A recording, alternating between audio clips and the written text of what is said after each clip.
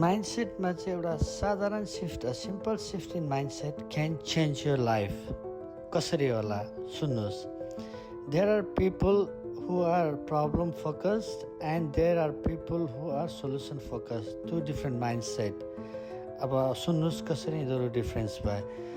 जो problem focused मान्छेहरू हुन्छन् उनीहरू चाहिँ के भन्छन् भनेदेखि why is this happening to me, why am I so unlucky, and then they spend 90% of the time analyzing the problem and then blaming someone for whatever has happened।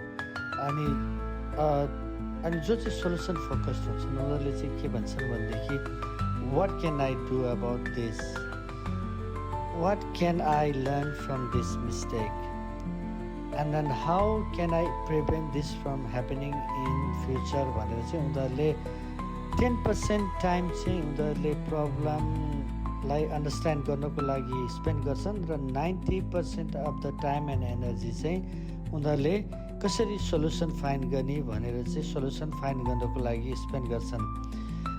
जो चाहिँ problem focus हुन्छन् उनीहरू चाहिँ एकै ठाउँमा stock भएर बस्छन्, तर जो चाहिँ सोल्युसन फोकस हुन्छन् त्यसैले उनीहरूले प्रोग्रेस गर्छन्।